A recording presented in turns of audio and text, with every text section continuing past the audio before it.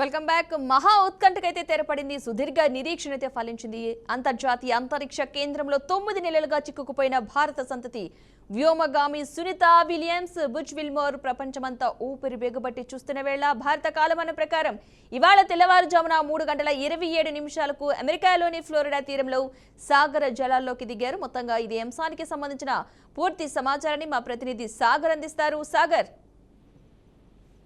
Right Padma. అంతర్జాతీయంగా ఏదైతే ISS అంతర్జాతీయ అంతరిక్ష కేంద్రంలో గత 9 నెలలుగా ఇరుక్కుపోయిన ఇద్దరు వ్యోమగాములు, భారత సంతతికి చెందిన సునీత విలియమ్స్ కావచ్చు, బుచ్ విల్మోర్ కావచ్చు, వీళ్ళిద్దరూ కూడా కేవలం 8 రోజులు మాత్రమే అంతరిక్ష కేంద్రంలో పనిచేసేందుకు వెళ్లారు. కానీ అనుకోని ఇబ్బందుల వల్ల, సాంకేతిక సమస్యల వల్ల వాళ్ళు వెళ్ళిన బోయింగ్ స్పేస్ షటిల్ అది తిరిగి వాళ్ళకి తీసుకురాలేదు. ఇదే క్రమంలో వారిని తీసుకొచ్చేందుకు పలు దఫాలుగా కూడా ఇటు నాసా కావచ్చు, అలాగే ఇతర ప్రైవేట్ ఏజెన్సీలు కావచ్చు అనేక రకాలుగా ప్రయత్నించాయి. కానీ వాళ్ళ ప్రయత్నాలన్నీ విఫలం కావడంతో గత 9 నెలలుగా వీళ్ళు అంతర్జాతీయ అంతరిక్ష. ఈ క్రమంలోనే ప్రభుత్వం మారింది. అమెరికాలో ప్రభుత్వం మారిన వెంటనే కూడా డొనాల్డ్ ట్రంప్ ప్రభుత్వం అధికారంలోకి రాగానే వెంటనే కూడా ఏదైతే స్పేస్ షటిల్లో వాళ్ళు ఇరుక్కుపోయారో వాళ్ళు తీసుకొస్తామని చెప్పి అప్పుడే ట్రంప్ తెలియజేశారు. దీంతో వెంటనే కూడా ఇటు ప్రభుత్వ, ప్రైవేట్ అంటే నాసా వాస్తవానికి ప్రభుత్వం సంబంధించిన సంస్థ ఏజెన్సీ, అలాగే ప్రైవేట్ కి సంబంధించిన ఏదైతే స్టార్ లైన్ స్పేస్ ఎక్స్ సంబంధించిన ఎలన్ మస్క్ సంబంధించిన ప్రైవేట్ భాగస్వామి, ఇద్దరు కూడా వెంటనే కూడా ప్రయత్నాలు అయితే ప్రారంభించారు. ఈ ప్రయత్నాలని ఫలిస్తూ రాత్రి 10-15 గంటలకి అంతర్జాతీయ అంతరిక్ష కేంద్రం నుంచి అయితే వీరు బయలుదేరారు. బయలుదేరి 17 గంటల పాటు నిరంతరాయంగా ప్రయాణించి సురక్షితంగా ఈరోజు తెల్లవారుజామున 3:27 అమెరికాలోని ఫ్లోరిడా సముద్ర జలాలైతే క్యాప్సూల్స్ లో సురక్షితంగా అయితే ల్యాండ్ అయ్యారు. దీంతో గత 9 నెలలుగా కూడా ఉత్కంఠగా ఎదురు చూస్తున్న ప్రపంచవ్యాప్తంగా అనేక మంది ఆస్ట్రోనాట్ కావచ్చు, అలాగే శాస్త్రవేత్తలు కావచ్చు, వీళ్ళందరూ కూడా ఎదురు చూస్తున్న ప్రక్రియకైతే తెరదించారని చెప్పవచ్చు. వీళ్ళు కూడా సురక్షితంగా ల్యాండ్ అవడం, అలాగే దీనికి సంబంధించి అనేక విషయాలు కూడా ఇప్పుడు మనం చెప్పవలసి ఉంటుంది. ఎందుకంటే స్పేస్ ఎక్స్ సంస్థ అనేది ప్రభుత్వ ప్రైవేట్ భాగస్వామ్యంతో శక్తిని చాటిందని చెప్పవచ్చు. ఎందుకంటే క్యాప్సూల్స్ భూమిని చేరే సమయంలో వాతావరణం అనుకూలంగా ఉంది, ప్రశాంత వాతావరణం వల్ల ల్యాండింగ్ అయితే ఇబ్బంది ఎదుర్కోలేదు. ల్యాండింగ్ సమయంలో భద్రతా పరంగా తీసుకోవాల్సిన చర్యలని కూడా అమెరికా కోస్ట్ గార్డ్ అనే చర్యలు తీసుకుంది. అన్డాకింగ్ నుంచి అంటే వీళ్ళు ఏదైతే ఐఎస్ఎస్ అంతర్జాతీయ ఆ కేంద్రం నుంచి అన్డాకింగ్ అంటే ఒక ఉపగ్రహంలో వెళ్ళారు వీళ్ళు, అలాగే తిరిగి రావడానికి మరొక ఉపగ్రహాన్ని ప్రయోగించిన వేళ వాళ్ళని మొదట కూడా ఈ ప్రయోగించిన క్యాప్సూల్స్ అనేటివి మొదటి అంతర్జాతీయ కేంద్రంకి చుట్టూ కాసేపు తిరిగిన తర్వాత దాన్ని డాకింగ్ ప్రక్రియ అంటారు. అంటే వీళ్ళు పంపించిన ఏదైతే పంపించిన శాటిలైట్ ఉంటుందో అది డాకింగ్ ప్రక్రియ కలుసుకుంటుంది. కలుసుకున్న తర్వాత అదే క్రమంలో తిరిగి వాళ్ళంతా కూడా వ్యోమగాములు ఇద్దరు బుచ్ విల్మోర్ కావచ్చు, అలాగే సునీత విలియమ్స్ కావచ్చు, వీళ్ళంతా కూడా ఈ క్యాప్సూల్స్ లోకి చేరిన తర్వాత అన్డాకింగ్ ప్రక్రియ కొనసాగింది. అన్డాకింగ్ ప్రక్రియ నుంచి సాఫ్ట్ ల్యాండింగ్ వరకు చాలా కీలకంగా చెప్పుకోవచ్చు ఈ 17 గంటలు. ఎందుకంటే ఈ అన్డాకింగ్ తర్వాత సాఫ్ట్ ల్యాండింగ్ జరగాలంటే అత్యంత వేగంతో కూడా భూమి వైపు దూసుకొస్తాయి. గంటకు సుమారు 17,000 కిలోమీటర్లతో దూసుకొచ్చే ఈ స్పేస్ షటిల్ అదే క్రమంలో తన వేగాన్ని తగ్గించుకుంటూ రావాలి. ప్రస్తుతం ఈ పరిణామాలు వేగం తగ్గించుకుంటూ వచ్చి సాఫ్ట్ ల్యాండింగ్ కావాలి. అంటే ఎటువంటి ల్యాండింగ్ సమయంలో విపరీతమైన భూ ఆకర్షణ శక్తి ఉంటుంది. దీంట్లో మండే స్వభావం ఎక్కువ ఉంటుంది కాబట్టి ఏ మాత్రం చిన్న పొరపాటు జరిగినా కూడా వీళ్ళ చక్రాలు కూడా దొరికే అవకాశం ఉంది. ఇలాంటి సమయంలో ఎంతో సాంకేతికంగా అలాగే అత్యంత ఉన్నతమైన ప్రమాణాలతో వీళ్ళని సాఫ్ట్ ల్యాండింగ్ చేయాల్సి ఉంటుంది. ఇవన్నీ కూడా సాఫ్ట్ ల్యాండింగ్ ప్రక్రియ అంతా కూడా చాలా సజావుగానే జరిగిందని చెప్పవచ్చు. ముఖ్యంగా చూసుకుంటే భవిష్యత్తులో ఏదైతే మానవ సహిత అంతరిక్ష యాత్రలకు ఇది కొత్త బాటలు చూపాయని చెప్పవచ్చు ఈ ప్రయోగం. ఎందుకంటే ఒక వ్యోమనౌకలో అంతరిక్షంలోకి వెళ్లి మరో వ్యోమనౌకలో సురక్షితంగా తిరిగి రావడం అనేది చాలా అరుదైన ప్రక్రియ, మొదటిసారి ప్రక్రియ కూడా చెప్పవచ్చు. భవిష్యత్ అంతరిక్ష ప్రయోగాలకు ప్రైవేట్ భాగస్వామ్యాలకు ఇది ఒక కొత్త శాస్త్రవేత్తలు చెప్తున్న పరిస్థితి. ఈ క్రమంలోనే సునీత విలియమ్స్ 2 సార్లు అయితే ఆమె అంతర్జాతీయ స్పేస్ సెంటర్ లో ఉన్నప్పుడు 2 సార్లు స్పేస్ వాక్ చేశారు. వీళ్ళు క్రూ 9 వ్యోమగాములు అంటే 150కి పైగా ప్రయోగాలు నిర్వహించారు ఈ అంతరిక్షానికి సంబంధించి. ఐఎస్ఎస్ ఇంటర్నేషనల్ స్పేస్ సెంటర్ కి 150 ప్రయోగాల్లో ఐఎస్ఎస్ లో వ్యోమగాములు స్టెమ్ సెల్స్ ఇది ఏమేమి ప్రయోగాలు చేశారంటే ముఖ్యంగా మనం వ్యోమగాములు స్టెమ్ సెల్స్ సాంకేతికతపై పరిశోధన చేశారు. క్యాన్సర్లకు పరిష్కారాలు చూపే మార్గాలపైన కూడా పరిశోధన చేశారు. 4 వ్యోమగాములు ఇప్పుడు కొత్తగా నిన్న వెళ్ళిన ఏదైతే అమెరికా కావచ్చు, అలాగే ప్రైవేట్ భాగస్వామ్యంతో వీళ్ళని బచ్ విల్మోర్ కావచ్చు, సునీత విలియమ్స్ కావచ్చు తీసుకొచ్చేందుకు మొదటగా ఆస్ట్రోనాట్స్ నలుగురు అయితే అంతరిక్ష కేంద్రానికి వెళ్ళారు. వీళ్ళు నలుగురు వెళ్ళిన తర్వాత వీళ్ళు నలుగురు అక్కడ దిగి ఇప్పుడు సునీత విలియమ్స్, బిచ్ విల్మోర్ అయితే కిందకి దిగొచ్చారు. ఇప్పుడు నలుగురు వెళ్ళిన దాంట్లో కూడా వాళ్ళు భవిష్యత్తులో ఐఎస్ఎస్ నుంచి ఏమేమి పరిశోధన చేస్తారంటే ముఖ్యంగా ఈ క్యాన్సర్ కి సంబంధించిన అలాగే స్టెమ్ సెల్స్ అని చెప్పి మన మానవ కణాలకు సంబంధించిన మరో ప్రయోగాలు కూడా చేయబోతున్నారు. ముఖ్యంగా సునీత విలియమ్స్ కి ఇది ఒక ఇప్పుడు వచ్చింది మూడవసారి. అంటే గతంలో 2 సార్లు కూడా ఈ అంతరిక్షంలో ఐఎస్ఎస్ లో పనిచేసిన దాఖలాలు ఉన్నాయి. మొత్తం మీద ఎక్కువ పని గంటలు అంటే ఇప్పటి వరకు ఐఎస్ఎస్ లో అంతర్జాతీయ స్పేస్ సెంటర్ కి సంబంధించి అతి ఎక్కువ కాలం గడిపిన వాళ్ళు సునీత విలియమ్స్ కూడా ఒకరు. అందులోనూ మహిళల్లో ఇప్పటికీ అనేక మంది వెళ్ళినా కూడా సునీత విలియమ్స్ అయితే ఒక ప్రపంచ రికార్డు అని చెప్పవచ్చు. ఎక్కువ కాలం స్పేస్ సెంటర్ లో ఉన్న మహిళగా గుర్తింపు తెచ్చుకున్నారు. వీటన్నిటిలో కూడా మరొక ప్రాధాన్యత సంతరించుకుంది. ఈమె భారత సంస్కృతికి చెందిన వ్యక్తి. గుజరాత్ లో ఆమె కి సంబంధించిన కుటుంబ పూర్వీకులు కూడా ఉన్నారు. ఈ సునీత విలియమ్స్ సేఫ్ గా ల్యాండ్ అవ్వాలని చెప్పి అందరూ కూడా గత కొన్ని రోజులుగా పూజలు పునస్కారాలు అయితే చేస్తున్నారు. మరీ ముఖ్యంగా ఆమె సునీత విలియమ్స్ ని తీసుకొస్తారని చెప్పి తెలిసినప్పటి నుంచి కూడా వాళ్ళు కంటిన్యూగా ఒక యజ్ఞం అయితే చేస్తున్న పరిస్థితి. అంటే వాళ్ళ తాతలకు సంబంధించి కావచ్చు, వాళ్ళ బంధువులకి ఇప్పటికీ కూడా గుజరాత్ లో ఉన్నారు. గుజరాత్ లో ఇప్పటికే కంటిన్యూగా ఆ యజ్ఞాలు అయితే జరుగుతున్నాయి. సునీత విలియమ్స్ సురక్షితంగా దిగాలి అని చెప్పి. మరి దీనికి సంబంధించి ప్రక్రియ అయితే పూర్తయింది, కానీ వాళ్ళు సేఫ్ గా దిగిన తర్వాత కూడా వాళ్ళ ఆరోగ్య పరిస్థితి ఎలా ఉంటుంది, బిచ్ విల్మోర్ కావచ్చు, సునీత విలియమ్స్ కావచ్చు, అనేక రకమైన ఆరోగ్యానికి సంబంధించి అనేక ఇబ్బందులు కలిగే అవకాశం ఉంది. అలాగే వీళ్ళ మానసిక స్థితి కావచ్చు, వీళ్ళ బాడీ కావచ్చు, ఫిజికల్ గా కావచ్చు, ఎలాంటి పరిణామాలు ఎదుర్కొని పోతుందని చెప్పి ఒకంత వైద్యపరంగా కూడా చాలా ఉత్కంఠ నెలకొంది. ఎందుకంటే 1-2 రోజులు వాళ్ళు యాక్చువల్లీ ఏదైనా కూడా స్పేస్ సెంటర్కి వెళ్ళినప్పుడు సుమారుగా వాళ్ళకి అతి తక్కువ పీరియడ్ ఉంటుంది. 8 నుంచి 10 రోజులు కావచ్చు, మాక్సిమం 15 రోజులు కావచ్చు. ఇలాంటి సమయంలో వీళ్ళు ఏకంగా 9 నెలల పాటు ఉన్నారు. అంటే మొత్తం కూడా వీళ్ళ బాడీ పరిస్థితి మొత్తం కూడా మారిపోయి ఉంటుంది. అక్కడ టోటల్ గా పరిస్థితులు వేరుగా ఉంటాయి కాబట్టి అంతర్జాతీయ వాళ్ళకి గురుత్వాకర్షణ ఉండదు. వాళ్ళ వెయిట్ లాస్. సునీత విలియమ్స్ గతంలో ఒక 2-3 సార్లు అయితే సోషల్ మీడియా ఆమె నేరుగా కూడా ఇక్కడ ఏదైతే ఆమె నేరుగా కొన్ని ఫోటోలు పంపించడం జరిగింది. అలాగే కొన్ని సందర్భాల్లో నేరుగా మాట్లాడడం కూడా జరిగింది సునీత విలియమ్స్. మాట్లాడినప్పుడు ఆమె స్పేస్ షటిల్కి వెళ్ళేటప్పుడు ఒక రకమైన శరీరాకృతితో ఉన్నారు. ఇప్పుడు మొత్తం కూడా ఆమె మొహం అంతా కూడా పేలబోయింది. అలాగే చాలా వెయిట్ లాస్ అయిపోయారు. దీనికి సంబంధించే కాకుండా అనేక రకాలైన అంటే మెదడుకు సంబంధించి కావచ్చు, శరీరానికి సంబంధించి వాళ్ళు అనేక రకమైన ఇబ్బందులు కూడా ఎదుర్కొనే పరిస్థితి అని చెప్పి దీనికి పరిశోధకులు అయితే గతంలో అనేక మంది విశ్లేషకులు కూడా చెప్పిన పరిస్థితి. సో ఇప్పుడు వీళ్ళు నేరుగా కూడా హాస్పిటల్కి వెళ్తారు. ఫ్లోరిడా నుంచి హాస్పిటల్కి వెళ్ళిన తర్వాత వీళ్ళకి ఎటువంటి వైద్య పరీక్షలు చేస్తారు, అలాగే సునీత విలియమ్స్ కావచ్చు, బిచ్ విల్మోర్ కావచ్చు, వీళ్ళిద్దరూ కూడా ఎటువంటి సమస్యలు అయితే ఎదుర్కొంటున్నారు, ఈ సమస్యల నుంచి బయటపడేందుకు ఎటువంటి అంటే కొత్తగా ఇప్పటి వరకు అయితే సైంటిస్టులు భూమి మీద ఏదైనా ఒక రకమైన ఇబ్బందులు జరిగినా లేదంటే మనకి ఏదైనా ఆరోగ్యం సరిలేకపోయినా వాళ్ళకి పరిశోధన సపరేట్గా ఉంటాయి, డిఫరెంట్గా ఉంటాయి. కానీ ఏదైతే ఈ ఆస్ట్రోనాట్స్ అంటే వ్యోమగాములకి చాలా డిఫరెంట్ గా ఉంటాయి. అనేక రకమైన సమస్యలు ఏదైనా ఎదురైతే దానికి కొత్త రకమైన సమస్యగా చూడవచ్చు. ఇలాంటి సమస్యలు ఎదుర్కొన్నప్పుడు ఇక్కడ సునీత విలియమ్స్ ఎటువంటి పరిస్థితుల్లో ఉన్నారు, ఆమె వెయిట్ లాస్ కావడానికి ప్రధాన కారణాలు ఏంటి, అలాగే వయసు చాలా చాలా డిఫరెంట్ గా ఉంటది. ఎందుకంటే మనకి భూమి మీద 24 గంటలు గడిచేది డిఫరెంట్ గా ఉంటది. పగలు రేయి ఎండగా వేడి కావచ్చు, అలాగే రాత్రి చాలా డిఫరెంట్. అలాగే ఆస్ట్రోనాట్స్ అక్కడికి వెళ్ళినప్పుడు పూర్తిగా కూడా అక్కడ వాతావరణం పూర్తి డిఫరెంట్ గా ఉంటది. వాళ్ళు కంటిన్యూగా పడుకోవడం కావచ్చు, లేదంటే వాళ్ళ ఆహారపు అలవాట్లు కావచ్చు, లేదంటే మిగతా విషయాలు కావచ్చు, చాలా డిఫరెంట్ గా ఉంటాయి.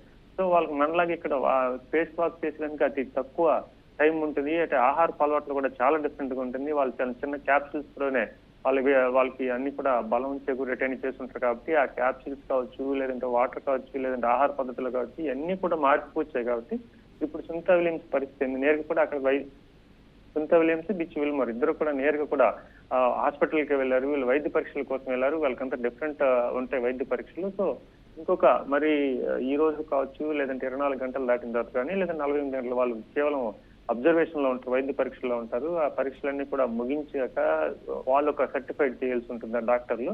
ఈ సునీత విలియమ్స్ పరిస్థితి ఏంటి, అలాగే బిచ్ విల్మోర్ పరిస్థితి ఏంటి, వీళ్ళిద్దరు కూడా పూర్తి ఆరోగ్యంగా ఉన్నారా, లేదంటే ఎటువంటి సమస్యలు ఎదుర్కొని, ఇవన్నీ కూడా చాలా వరకు బయట చెప్పకపోవచ్చు. ఎందుకంటే ప్రజలకి కొన్ని చెప్పలేని విషయాలు కూడా ఉంటాయి కాబట్టి ఇదంతా కూడా చాలా ట్రాన్స్పరెన్సీగా చాలా సీక్రెసీగా ఉంటాయి. కాబట్టి చూడాలి పరిస్థితి. మొత్తం మీద ఒక సంతోషకరమైన ఏంటంటే గత 9 నెలలుగా అంతర్జాతీయ ఐఎస్ఎస్ అంతర్జాతీయ స్పేస్ సెంటర్ లో ఇరుక్కుపోయిన సునీత విలియమ్స్ కావచ్చు, బిచ్ విల్మోర్ కావచ్చు, అందరూ కూడా నిద్రపోయి అంతా కూడా మూడు తెల్లవారుజామున కాబట్టి అందరూ కూడా నిద్రలో ఉన్నారు. అందరు నిద్రలేసరికి ఒక విజయవంతమైన వాళ్ళు భూమి మీద ల్యాండ్ అవ్వడం ఎంత కూడా మంచి శుభవార్తగా చెప్పవచ్చు. ఇటు భారతదేశంలో కూడా అనేక మంది కూడా పడుతున్న పరిస్థితి. ఎంతో మంది కూడా ఇటు మహిళలకి ఎంతో మంది కూడా ఇన్స్పిరేషన్ సునీతా విలియమ్స్. ఎందుకంటే ఆమె ఒక భారతీయురాలు అయిండొచ్చు, అలాగే ఒక మహిళ కావడంతో అంతా కూడా అంతర్జాతీయంగా అంతా కూడా అభివృద్ధి చెందుతున్న పరిస్థితుల్లో ఇటు ఒక మహిళ అన్ని రోజులు స్పేస్ షటిల్లో ఎన్నో రకాలైన ఇబ్బందులు ఎదుర్కొంటూ ఎన్నో రకాలైన పరిశోధన చేస్తూ ఒక ఉన్నత శిఖరాలైతే చేరిందని చెప్పొచ్చు. ఇప్పుడు వీళ్ళిద్దరు బిచ్ విల్మర్ కావచ్చు, సునీతా విలియమ్స్ కావచ్చు, వీళ్ళిద్దరు కూడా చరిత్ర పుటలు అయితే నిలిచిపోయారని చెప్పొచ్చు. రైట్. ఇక థ్యాంక్ యూ విద్యాసాగర్. మొత్తంగా దాదాపు 9 నెలల పాటు అంతరిక్షంలో చిక్కుకుపోయిన నాసా వ్యోమగాములు సునీతా విలియమ్స్, బ్యారీ బిచ్ విల్మోర్లు అయితే ప్రయాణిస్తున్న వ్యోమనౌక ఎట్టకేలకు భూమికి చేరుకోవడం జరిగింది. భారత కాలమానం ప్రకారం ఈ రోజు తెల్లవారుజామున 3:27 అమెరికాలోని ఫ్లోరిడా తీరంలోని సముద్ర జలాల్లో ఇది దిగడం జరిగింది. ఇక అక్కడికి చేరుకున్న సహాయక బృందాలు అయితే క్రూ డ్రాగన్ ను వెలికి తీసే ల్యాండింగ్ అనంతరం వీరిద్దరిని హ్యూస్టన్లోని జాన్సన్ స్పేస్ సెంటర్ కు తరలించారు. అక్కడ వారికి వైద్య పరీక్షలు కూడా నిర్వహించడం జరిగింది. అయితే వారికి ఈ వైద్య పరీక్షలు ఎందుకంటే అంతరిక్షంలో గురుత్వాకర్షణ లేకపోవడం వల్ల కండరాల ద్రవ్యరాశి, ఎముకల సాంద్రత రెండూ తగ్గిపోతాయి. అంతరిక్షంలో ఎముకలకు బరువు ఉండదు, అవి భూమిపై అనుభవించే అదే ఒత్తిళ్లకు లోబడవు కాబట్టి వాటి సాంద్రత తగ్గుతుంది. దీనివల్ల ఎముకలు పెలుసుగా మారి విరిగిపోయే ప్రమాదం ఉందని వైద్యులైతే స్పష్టం చేయడం కూడా జరిగింది. అయితే గురుత్వాకర్షణ శక్తి లేకుంటే కండరాలు వేగంగా బలహీనపడతాయి, ఎముకలు భూమిపై కంటే చాలా వేగంగా కాల్షియం వంటి ఖనిజాలు కోల్పోతాయి. దీని ఫలితంగా ఎముకల సాంద్రత, కండరాల బలం తగ్గిపోతాయి. భూమికి తిరిగి వచ్చినప్పుడు ఇవి ఆరోగ్యంపై ప్రభావం చూపిస్తాయంటూ కూడా వైద్యులు ఇప్పటికే వెల్లడించడం కూడా జరిగింది. వ్యోమగాములు 6 నెలల కంటే ఎక్కువ కాలం అంతరిక్షంలో ఉంటే కనుక వాళ్ళు భూమికి తిరిగి వచ్చినప్పుడు బోన్ ఫ్రాక్చర్ రిస్క్ని అయితే ఎదుర్కొంటారు. అలాగే వాళ్ళ ఎముకల సాంద్రత తగ్గడం వల్ల వెన్నునొప్పి తదితర సమస్యలు ఎదురు కావచ్చునని వైద్యులు పేర్కొనడం జరిగింది. ఇక దీంతో ఎముకల సాంద్రతను పెంచడం కోసం వాళ్లకు ఒక 3 నెలల పాటు సప్లిమెంట్స్ ఇవ్వనున్నట్టుగా తెలుస్తోంది.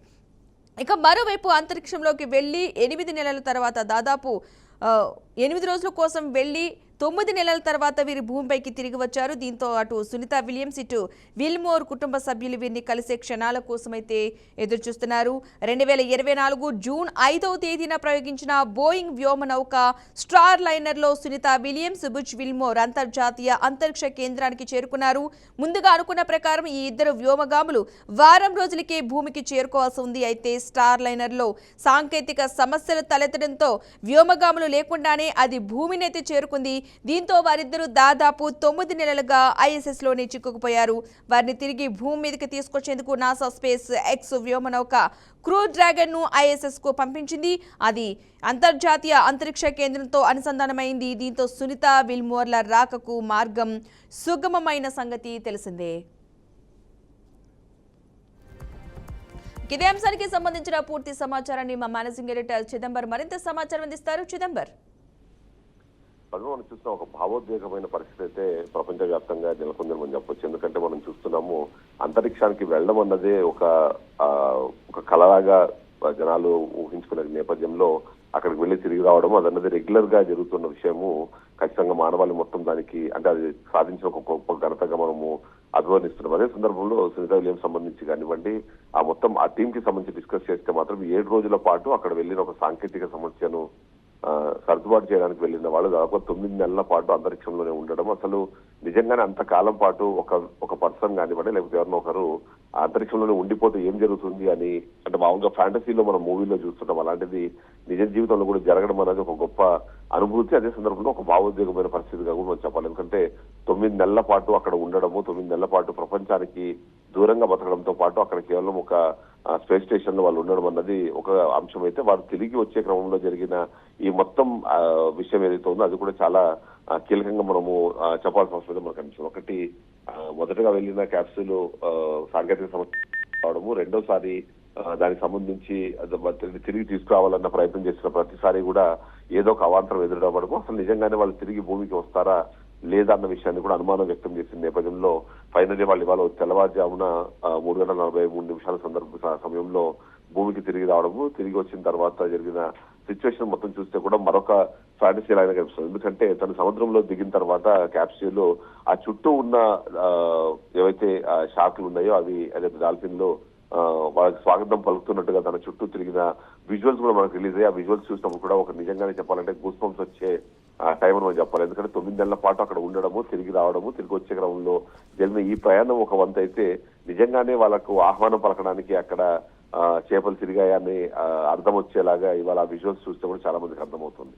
సో ఈ విధంగా అంటే ఓవరాల్ గా చూసినప్పుడు మాత్రం దాదాపుగా 9 నెలల పాటు అంతరిక్షంలో ఉండడము, దాదాపుగా 10.5 గంటల పాటు ప్రయాణం చేసి భూమికి చేరుకున్న తర్వాత భావోద్వేగ పరిస్థితుల వల్ల అంతేకాకుండా బట్ అయితే ఇక్కడ కొన్ని టెక్నికల్ అంశాలు మీరు చెప్పినట్టుగా అంటే జస్ట్ అంతరిక్షం నుంచి భూమి మీదకి తిరిగి రాగానే వాళ్ళ లైఫ్ నార్మల్ గా అయ్యే అవకాశం చాలా తక్కువగా ఉంటుంది. కొన్ని సందర్భాల్లో అది పర్మనెంట్ డిసేబిలిటీగా మారే అవకాశం కూడా ఉందని ఇప్పటికే కొంతమంది అనుమానం వ్యక్తం చేస్తున్న నేపథ్యంలో మరి కొంతకాలం వీళ్ళకి చికిత్స అందించాల్సిన అవసరం ఉంటుంది. ఎందుకంటే మనం యూజువల్ గా చూస్తే కూడా గురుత్వాకర్షణ శక్తి అలాగే మనిషి శరీరానికి అవినాభావ సంబంధం ఉంటుంది. దానికి కనెక్షన్ అనేది చాలా క్లియర్ గా ఉంటున్న పరిస్థితి మనం చూస్తున్నాం. అందులో భాగంగా చూస్తే మాత్రం వాళ్ళు అంటే దాదాపుగా 9 నెలల పాటు అసలు ఎక్కడ కాలు మోపకుండా వాళ్ళ భూమి అంటే వాళ్ళ బరువు ఏదైతే ఉందో ఆ బరువు వాళ్ళ బాడీలో ఏ ప్రాంతం మీద అంటే ఏ శరీరంలో ఏ భాగం మీద కూడా పడకుండా వాళ్ళు జీవించిన నేపథ్యంలో వాళ్ళు ఒక్కసారి భూమి మీదకి వచ్చిన తర్వాత ఆ డిఫరెన్స్ వస్తుంది. ఎందుకంటే మనం కూడా చూస్తాం చాలా స్పేస్ వీడియోలు కానివ్వండి లేకపోతే సునీత విలియమ్స్ సంబంధించిన వీడియోస్ మనం చూసినా సరే వాళ్ళు గాలిలోనే తేలియాడుతూ తిరుగుతున్న పని కానివ్వండి, భోజనం చేస్తున్నది కానివ్వండి, వాళ్ళ స్నానం చేసే పద్ధతి కానివ్వండి, ఇంకా ప్రతి ఒక్కటి అంటే వాళ్ళు ఒక దైనందిన జీవితాన్ని స్పేస్ లో ఎలా నడుపుతారు అన్న దాన్ని చూపించేలాగా చాలా వీడియోస్ మనం కనిపించాయి. కానీ అది భూమి మీదకి వచ్చేటప్పుడు అది ఎంటైర్లీ డిఫరెంట్ గా అయిపోతుంది. And more over bone density అనేది కూడా బాగా తగ్గిపోతుంది. ఎందుకంటే ఏదైతే బోన్స్ ఉన్నాయో ఆ బోన్స్ వాళ్ళు అంటే యూజ్ చేసే అవకాశం లేకుండా అవసరం లేకుండా ఉండే నేపథ్యం మనం చూసినట్టుగా బోన్ డెన్సిటీ కూడా తగ్గిపోతుంది. సో ఒక్కసారిగా భూమి మీదకి వచ్చిన తర్వాత మళ్ళీ వాళ్ళ కాళ్ళ మీద వాళ్ళు నిలబడడం అన్నది కొద్ది సమయం తీసుకుంటుంది అన్నది అయితే ప్రతి ఒక్కరు భావిస్తున్నారు. అంతేకాకుండా శాస్త్రవేత్తలు దీనికి సంబంధించి కూడా కొన్ని పాయింట్స్ చెప్తున్నారు. ఈ విధంగా చూస్తే మాత్రం ఈ విధంగా అంటే 9 నెలల పాటు అక్కడ ఉండడము, తిరిగి రావడము ఇవన్నీ చూస్తున్న పరిస్థితుల్లో అక్కడ ఉన్న తాపమానం కానివ్వండి అంటే ఉష్ణోగ్రత కానివ్వండి భూమి మీద ఉండే ఉష్ణోగ్రత కూడా చాలా డిఫరెన్స్ ఉంటుంది అనే విషయం కూడా మనము గమనించాల్సి వస్తుంది. అంతేకాకుండా ఈ సమయంలో క్యాప్సూల్ కూడా అక్కడ నుంచి అంటే అంతరిక్షం నుంచి భూమికి వచ్చే క్రమంలో కూడా దాదాపుగా 7,000 డిగ్రీ ఫారెన్హీట్ వేడిని తట్టుకొని అది రిటర్న్ వస్తుంది. కాబట్టి ఆ లోపల ఉన్న పరిస్థితులు కానివ్వండి మిగిలిన సందర్భంలో జరుగుతున్న పరిణామాలన్నింటినీ కూడా చాలా కీలకంగా ఇప్పుడు మనం గమనించాల్సిన విషయం ఏంటంటే ఆ భూమి మీద తిరిగి వచ్చింది కాబట్టి అందరూ సంతోషంగా ఉన్నారు. అంతేకాకుండా ఇప్పటికే ప్రధాని మోడీ కూడా ఆమెని భారత్ కి రావాలని ఇన్వైట్ చేయడము, దీనికి తోడు ఆమె భారత సంతతికి చెందిన వ్యక్తి కావడం కూడా ఒక కీలకమైన అంశంగా మనం చూడాల్సి ఉంది. ఎందుకంటే అక్కడి నుంచి తిరిగి వచ్చి రావాలంటూ ప్రతి ఒక్కరూ కోరుకోవడంతో పాటు ఏదైతే సునీత విలియమ్స్ సంబంధించిన సొంత రాష్ట్రం గుజరాత్ రాష్ట్రంలోని మొహనాస్ అనే జిల్లాలో ఆమె పుట్టి జన్మించింది కాబట్టి అక్కడ ఎందుకంటే దాని మొత్తము ఝలాసన్ అనే గ్రామంలో వాళ్ళ పూర్వీకులు అక్కడే జన్మించారు కాబట్టి వాళ్ళు ఎంతో కొంత ఆమె ఓన్ చేసుకోవడము ఆమె మా ప్రాంతానికి సంబంధించిన వ్యక్తిగా వాళ్ళు అనుకోవడంతో పాటు దాని సందర్భంగానే అక్కడ నిన్న యజ్ఞయాగాలు కూడా చేసిన నేపథ్యం మనం చూస్తే ఎందుకంటే వాళ్ళ సోదరుడు దినేష్ రావల్ అనే ఒక వ్యక్తి ఉన్నారు. ఆయన కూడా ఇంకా ఇప్పుడు గుజరాత్ లోనే ఉంటున్నారు కాబట్టి ఆయన అక్కడ పూజలు చేపించి ఆమె క్షేమంగా తిరిగి రావాలని కోరుకోవడంతో పాటు అహ్మదాబాద్ లోని కొన్ని టీచర్లు వీళ్ళు కూడా మరొక హోమం చేయించిన పరిస్థితి మనకు కనిపిస్తుంది. ఈ విధంగా చూస్తే మాత్రం ఖచ్చితంగా ఆమె తిరిగి రావాలి, సేఫ్ గా తిరిగి రావాలని చెప్పి ప్రతి ఒక్కరూ కోరుకున్నారు. దానికి అనుగుణంగానే ఇప్పుడు సేఫ్ గా తిరిగి రావడం కూడా మనకు కనిపిస్తుంది. Padma right, thank you Chidambar. అంతర్జాతీయ అంతరిక్ష కేంద్రంలో 9 నెలలుగా చిక్కుకుపోయిన భారత సంతతి వ్యోమగామి సునీత విలియమ్స్ బుచ్ విల్మోర్ ప్రపంచమంతా ఊపిరి బిగుబట్టి చూస్తున్న వేళ భారత కాలమానం ప్రకారం ఇవాళ ఉదయం తెల్లవారుజామున 3:27 అమెరికాలోని ఫ్లోరిడా తీరంలో సాగర జలాల్లో దిగారు. మొత్తంగా ఎప్పటి నుంచో ఎదురు చూస్తున్న వీరి సేఫ్ ల్యాండింగ్ అయితే మొత్తానికి జరిగిందని అనుకోవాలి. ఈ రోజు తెల్లవారుజామున అందరూ ఎదురు చూస్తూ ఉన్నారు. వీళ్ళు సేఫ్ గా రావాలని చెప్పేసి ఎట్టకేలకు అందరి కళ నిజమై వారు సేఫ్ గా ల్యాండ్ అవ్వడం జరిగింది. మొత్తంగా ఇదే అంశానికి సంబంధించి మనతో మాట్లాడడానికి మాజీ నాసా శాస్త్రవేత్త చందు సాంబశివరావు గారు జూమ్ లైవ్ లో సిద్ధంగా ఉన్నారు. గుడ్ మార్నింగ్ అండి. Good morning, very good morning అమ్మా పద్మ గారు. గుడ్ మార్నింగ్ అండి. ఈ స్పేస్ ఎక్స్ వంటి ప్రైవేట్ సంస్థలు అంతరిక్ష పరిశోధనలో ఎలాంటి కీలక పాత్ర పోషిస్తున్నాయి? అంటే ప్రైవేట్ వ్యవస్థల కంటే కూడా ప్రభుత్వ వ్యవస్థల కంటే కూడా ప్రైవేట్ సంస్థలు మరింత ప్రభావవంతంగా పనిచేస్తున్నాయని అనుకోవచ్చు అంటారా? మొత్తంగా ఫస్ట్ అయితే మన హ్యాపీగా ఫీల్ అవ్వాల్సిన అంశం ఏంటంటే వీరు సేఫ్గా ల్యాండ్ అవ్వడం.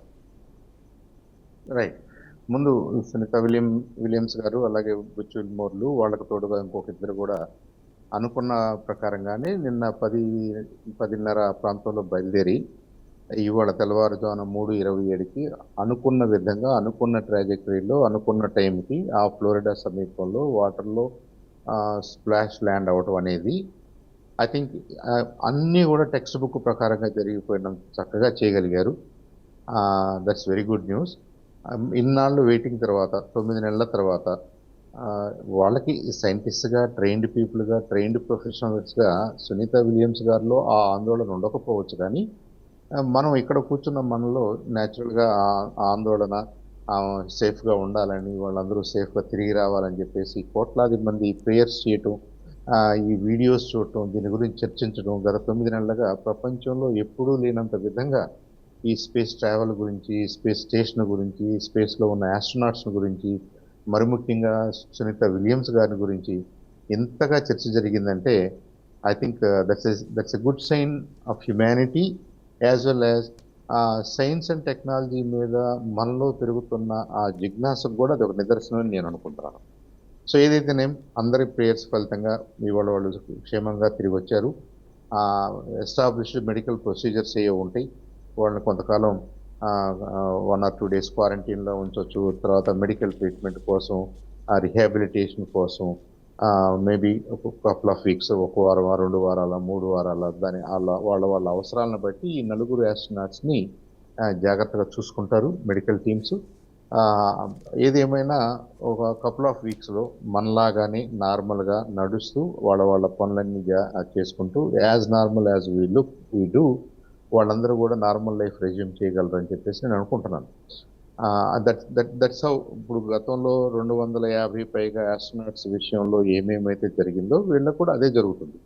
However every individual is different కాబట్టి, ఫిజియలాజికల్లీ మనం డిఫరెంట్ కాబట్టి, సైకలాజికల్లీ డిఫరెంట్ కాబట్టి, మన మెంటల్ స్ట్రెంగ్స్, మన కాంటెక్స్లో డిఫరెంట్గా ఉంటాయి కాబట్టి ఎవ్రీ ఇండివిజువల్ ఆస్ట్రోనాట్ని అదే కేర్ తోటి మెడికల్ టీమ్స్ చూసుకుంటారు.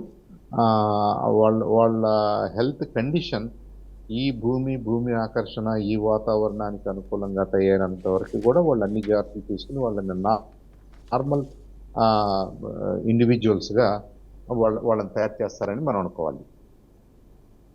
ఓకే, ఈ స్పేస్ ఎక్స్ వంటి ప్రైవేట్ సంస్థలు ఇలా అంతరిక్ష పరిస్థితులు ఎలాంటి కీలక పాత్ర పోషిస్తాయి? మీరు అడిగిన రెండో ప్రశ్న ఏంటంటే ప్రైవేట్ సంస్థలు గవర్నమెంట్ ఏజెన్సీస్ కంటే బాగా చేయగలుగుతున్నాయా? ఇప్పుడు నాసా లాంటి ఒక సంస్థ, వాళ్ళు ఐడియాస్ వాళ్ళే కావచ్చు, డబ్బులు వాళ్ళ ద్వారా వెళ్ళొచ్చు, కానీ 100% ఆఫ్ ద వర్క్ ఎప్పుడు నాసా చేయదు. ఉదాహరణకి మనకి ఇస్రో ఉంది.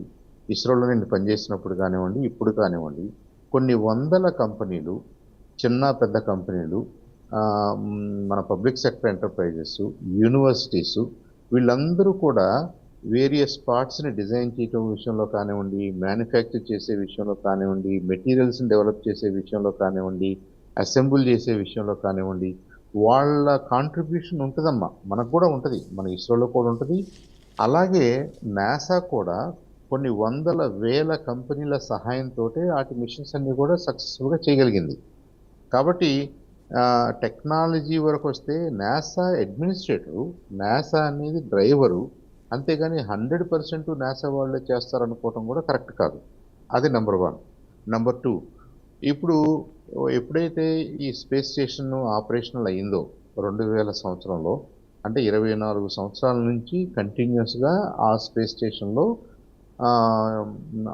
4 కానీ, 5 కానీ, 6 కానీ, 7 కానీ, 11 మంది కానీ ఆ ఆస్ట్రోనాట్స్ ఉంటూనే ఉన్నారు, కంటిన్యూస్గా పనిచేస్తూ ఉన్నారు. వాళ్ళని తీసుకురావడానికి మొదట్లో అమెరికా సైడ్ నుంచి, నాసా వాళ్ళ సైడ్ నుంచి ఏమో స్పేస్ షటిల్స్ అనే వెహికల్స్ వాడేవాళ్ళు, 5 డిఫరెంట్ వెహికల్స్. రష్యన్స్ అయితేనేమో సోయూజ్ ద్వారా వాళ్ళు ఈ కాస్మోనాట్స్ని తీసుకురావటం, మెటీరియల్ తీసుకెళ్ళటం, ఎక్విప్మెంట్ తీసుకెళ్ళటం, ఈ ట్రాన్స్పోర్టేషన్కి అన్ని షటిల్గా వాడేవాళ్ళు. సో ఈ షటిల్ సర్వీసెస్ మొదట్లో మనకి హై కెపాసిటీ, హై వాల్యూమ్ ఉన్న షటిల్స్ కావాల్సి వచ్చినాయి. ఎందుకని? స్పేస్ స్టేషన్ను కూడా మనం తయారు చేస్తున్నాం.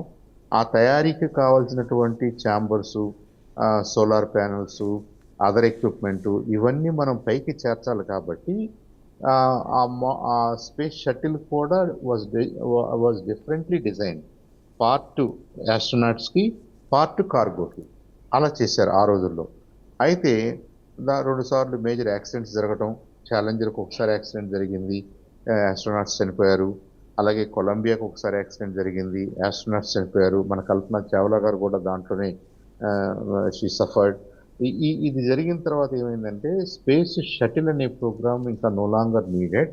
దాన్ని మనం ఫేజ్ అవుట్ చేసి డీకమిషన్ చేసి in place of space shuttle alternatives మనం డెవలప్ చేయాలి అని అనుకున్నప్పుడు ఒకటి స్పేస్ ఎక్స్ వాళ్ళకి, రెండోది స్టార్ లైనర్ వాళ్ళకి 2 భాగాలుగా 2 కాంట్రాక్ట్స్ ఇచ్చారు వాళ్ళు.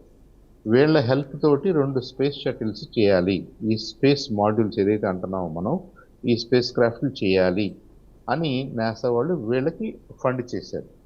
ఆ క్రమంలో స్పేస్ ఎక్స్ వాళ్ళు డ్రాగన్ అనే స్పేస్ క్రాఫ్ట్ని తయారు చేసి ఒక టైప్ ఆఫ్ డ్రాగన్ ఏమో కార్గో కోసం, అంటే వస్తువుల ట్రాన్స్పోర్ట్ కోసం, ఒక టైప్ ఆఫ్ కార్గోనేమో యాస్ట్రోనాట్స్ ప్లస్ ఇంకేదైనా చిన్న చిన్న ఇన్స్ట్రుమెంట్స్ మెటీరియల్ తీసుకెళ్ళటం కోసం 2 మోడల్స్ చేసుకున్నారు వీళ్ళు.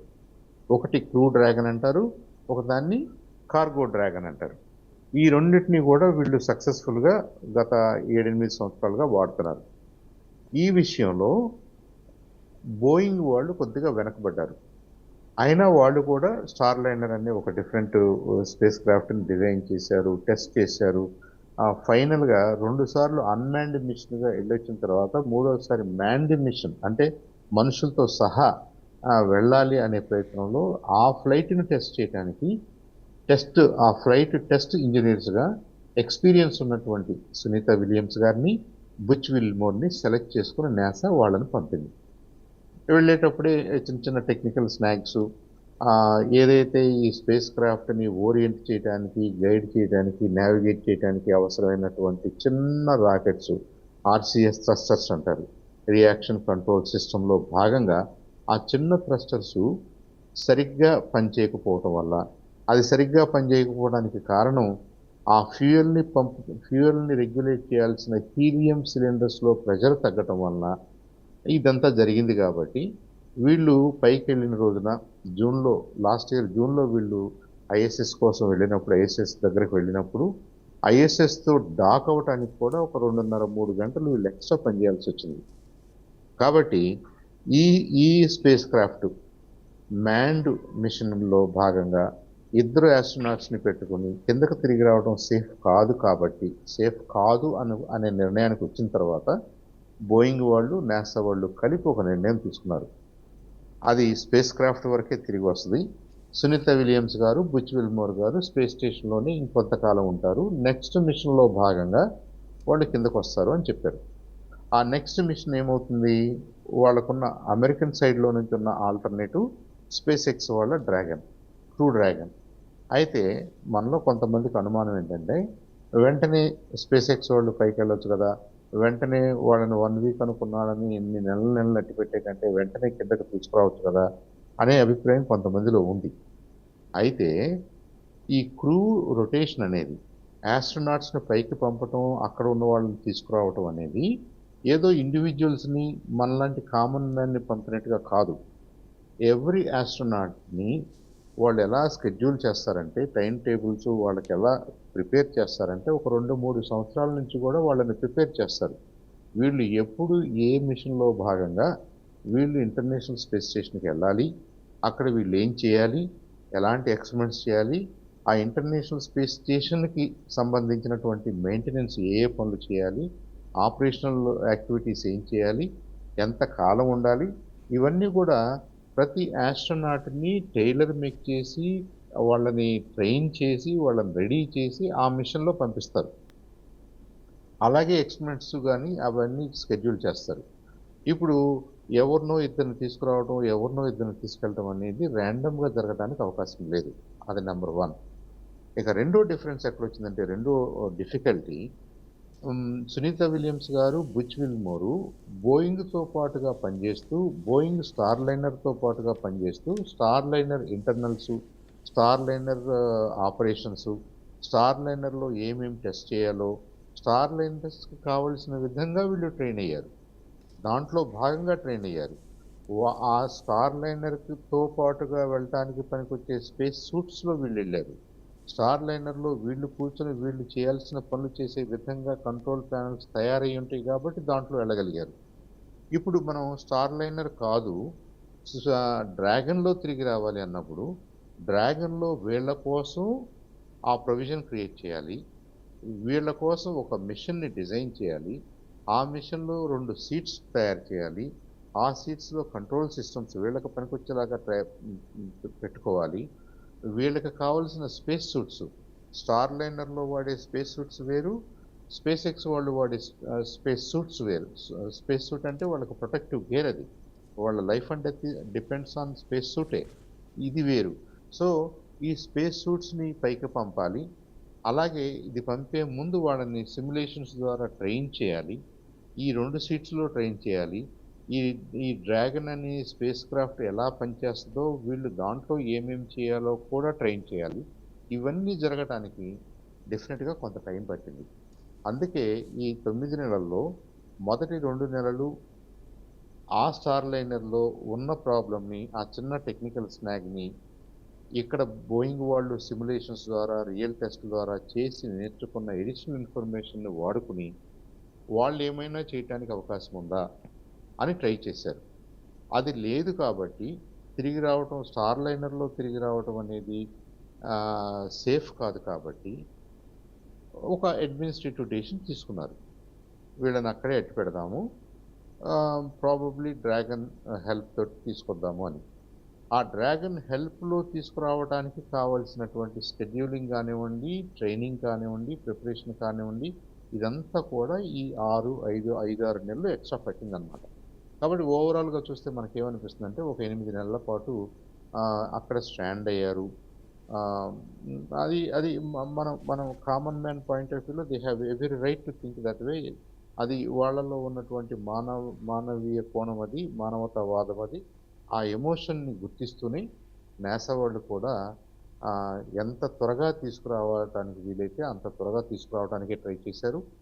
కానీ ఆ త్వరగా తీసుకురావటం అంటే అన్‌సేఫ్‌గా తీసుకురావటం కాదు. తొందరగా పొరపాట్లు జరిగే విధంగా కాదు. ఫూల్ ప్రూఫ్‌గా అందరికీ అన్ని విషయాలు అర్థమయ్యేలాగా, అందరినీ అన్ని విషయాల్లో ట్రైన్ చేసి, కొత్త స్పేస్ సూట్‌లో, కొత్త మాడ్యూల్‌లో ఫస్ట్ టైమ్ రైడ్‌గా ఉంటది కాబట్టి ఎవరికి? సునీత విలియమ్స్ గారికి, బుచ్ విల్మోర్‌కి. వాళ్ళకి కూడా ఆ కంఫర్ట్ లెవెల్ వచ్చేదాకా వెయిట్ చేసి వాళ్ళని ఈ మిషన్ 9లో భాగంగా తీసుకొచ్చారనమాట. మిషన్ 10లో నలుగురు పైకెళ్లారు. మిషన్ 9 అంతకుముందు మిషన్‌లో భాగంగా ఇద్దరు వెనక్కి వచ్చారు. ఆ ఇద్దరితో పాటుగా సునీత విలియమ్స్ గారు, బుచ్ విల్మోర్ కూడా వెనక్కి తిరిగొచ్చారనమాట. ఈ తిరిగొచ్చే కార్యక్రమం కూడా దాదాపు 17 గంటల పాటు సైంటిస్ట్స్ ఎలా అయితే డిజైన్ చేశారో ట్రాజెక్టరీస్ అంటే అన్డాకింగ్ గాని, అక్కడి నుంచి ఆర్బిట్‌ని తగ్గించుకుని ఐఎస్ఎస్ ఎక్కడుంటది? భూమికి 400 కిలోమీటర్ల హైట్‌లో ఒక సర్క్యులర్ ఆర్బిట్‌లో, వృత్తాకార ఆర్బిట్‌లో తిరుగుతూ ఉంటది. గంటకి 28,000 కిలోమీటర్ల స్పీడ్‌లో తిరుగుతూ ఉంటదది. దాంట్లో భాగంగా ఉన్నటువంటి, దాంతో డాక్ అయి ఉన్నటువంటి ఈ డ్రాగన్‌ని వీళ్ళు అన్డాక్ చేసి, మరి అంత స్పీడ్‌లో ఉన్నప్పుడు ఒకేసారి మీరు డైరెక్షన్ మార్చుకోలేరు కాబట్టి అదే డైరెక్షన్‌లో కొంత టైము ఆర్బిట్ చేస్తూ, తర్వాత కొద్దిగా ఆర్బిట్‌ని తగ్గించుకుంటూ, అంటే ఆల్టిట్యూడ్‌ని తగ్గించుకుంటూ భూమికి దగ్గరకు రావటానికి అంచెలంచెలుగా ఒక కొంత దూరం దగ్గరకు రావటం, ఆ ఆర్బిట్‌లో తిరగటం, ఇంకొద్ది దూరం కిందకి రావటం, మళ్ళీ ఆ ఆర్బిట్‌లో తిరగటం. ఇక ఆర్బిట్ మారుతుంది కాబట్టి ఆర్బిట్ షేప్ మారుతుంది. మనం ఐఎస్ఎస్ ఏమో సర్క్యులర్ ఆర్బిట్ అంటున్నాము.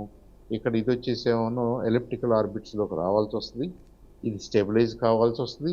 వాళ్ళు అక్కడ ఆర్బిట్‌లో స్టెబిలైజ్ అయ్యారు అనుకున్న తర్వాత మళ్ళీ డీఆర్బిట్ అంటే ఇంకొద్దిగా దగ్గరికి కిందకి రావాలి. ఇంకొక ఆర్బిట్‌లో స్టెబిలైజ్ కావాలి. అది కావాలంటే స్పేస్ క్రాఫ్ట్ స్పీడ్ మారుతుంది. ఆ ఆర్బిట్‌కి అనుకూలంగా వీళ్ళ పరిస్థితులన్నీ మార్చుకుంటారు. అలా రావడానికి అంచెలంచెలుగా రావడానికి ఈ మన భూభాగం పైన ఉన్నటువంటి భూమి మీద ఉన్న వాతావరణంలోకి ఎంటర్ కావడానికి వాళ్ళు మన టైం ప్రకారంగా ఇవాళ తెల్లవారుజామున 2 గంటల 41 నిమిషాలు, 2 గంటల 47 నిమిషాల ప్రాంతం అనుకున్నారు. అదే టైంలో వాళ్ళు ఎంటర్ కాగలిగారు. ఒకసారి వాతావరణంలోకి ఎంటర్ అయిన తర్వాత వాతావరణంలో ఉన్న పీడనానికి ఈ ఈ ఎక్కువ హై స్పీడ్‌లో వస్తున్నటువంటి ఒక బాడీ ఈ ఈ ఈ రెసిస్టెన్స్‌ని ఫేస్ చేస్తూ ఆటోమేటిక్గా హీట్ ఎక్కుద్ది. ఆ ఎక్కిన వేడిని డిస్పర్స్ చేయడానికి, అబ్జార్బ్ చేసుకొని డిస్పర్స్ చేయడానికి హీట్ షీల్డ్ అనే మెకానిజం ఉంటది. ఈ స్పేస్ క్రాఫ్ట్ చుట్టూ ఉంటది. ప్లస్ ఒక డైరెక్షన్‌లో, ఫార్వర్డ్ డైరెక్షన్‌లో ఎక్కువుంటది. మనకి బ్లాక్‌గా కనిపిస్తున్న సైడ్‌లో ఎక్కువుంటది. అది ఫేస్ చేస్తది కాబట్టి అట్మాస్ఫియర్‌ని, అది ఆ వేడికి ఇప్పుడు కొత్తగా వాడుతున్నటువంటి ఈ హీట్ షీల్డ్, ఈ హీట్‌ని ఎదుర్కోగలిగినటువంటి మెటీరియల్ కూడా కొత్తగా డిజైన్ చేసిన మెటీరియల్స్ ఇవన్నీ. స్పేస్ ఎక్స్ వాళ్ళు ఒక నాసా డెవలప్ చేసిన, నాసాకి పేటెంట్ ఉన్న పికా అనే మెటీరియల్‌ని మోడిఫై చేసి వీళ్ళు అది వాడుకుంటున్నారు. గతంలో మనకి చావ్లా టైంలో కొలంబియా యాక్సిడెంట్ జరిగినప్పుడు ఆ ఆ రోజుల్లో స్పేస్ షటిల్ మీద సిరామిక్ టైల్స్ అంటించుండేవి. స్పెషల్లీ మేడ్ టైల్స్ అంటించేసి, టైల్స్ హై టెంపరేచర్‌ని ఫేస్ చేయగలవు కాబట్టి, ఆ హై టెంపరేచర్‌కి ఆ టైల్స్ ప్రొటెక్టివ్ లేయర్‌గా ఉంటూ మెయిన్ బాడీని హీట్ కానిచ్చేవి కాదు. అది ఒరిజినల్ డిజైన్. అయితే ఆ కొలంబియాలో ఒక టైలు డిస్టర్బ్ అవ్వటం వల్ల లాంచింగ్ టైంలో అది ఫెయిల్ అవ్వటం వల్ల, అది ఊడిపోవడం వల్ల మెయిన్ బాడీ ఆ హీట్‌కి ఎక్స్‌పోజ్ అయింది కాబట్టి, అట్మాస్ఫియరిక్ హీట్‌కి ఆ మెటలు బాగా వేడెక్కితే 1600, 1700 డిగ్రీల సెంటీగ్రేడ్ దగ్గర, అంటే స్టీల్ కూడా మెల్టింగ్ పాయింట్‌కి దగ్గరొచ్చేసింది. అది బాడీ మెల్టింగ్ టెంపరేచర్స్‌కి చేరుకొని బాడీ ట్విస్ట్ అయిపోయి, బాడీ విచ్ఛిన్నమైపోయి, దాంట్లో ఉన్న యాస్ట్రోనాట్స్ అందరూ కూడా they suffered fatal losses. Almost అందరూ చనిపోయారు. ఆ మొత్తం ఎయిర్ క్రాఫ్ట్ ఒక వేల కిలోమీటర్ల దూరం ఆ శకలాలు పడిపోయినాయి. అలాంటిది జరగకుండా ఉండాలంటే హీట్ షీల్డ్ రోబస్ట్‌గా ఉండాలి.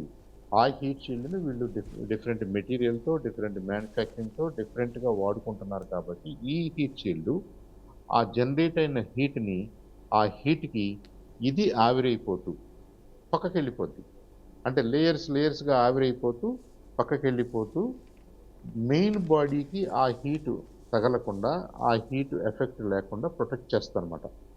అది ఒక 3-7 నిమిషాల పాటు ఆ హై టెంపరేచర్‌లో దాన్ని ఫేస్ చేస్తూ ఈ స్పేస్ క్రాఫ్ట్‌కి ఎలాంటి స్ట్రక్చరల్ డ్యామేజ్ జరగకుండా, లోపల వాళ్ళకి ఎలాంటి ఇబ్బంది జరగకుండా వీళ్ళు చక్కగా ఒక 600 ఆహ్, ఎం ఒక ఒక 1800 అడుగుల ఎత్తులో, 1800 అడుగులంటే మనకి నార్మల్‌గా మన ఎయిర్ క్రాఫ్ట్స్ ఫ్లై అయ్యే హైట్ అనమాట. ఎయిర్ క్రాఫ్ట్స్ ఆ 1800, 18,000, తర్వాత 20,000, 30,000, 40,000 మాక్సిమం. ఆ రేంజ్‌లో మన మన కమర్షియల్ ఎయిర్ క్రాఫ్ట్స్ అన్నీ కూడా ప్రయాణం చేస్తా ఉంటాయి.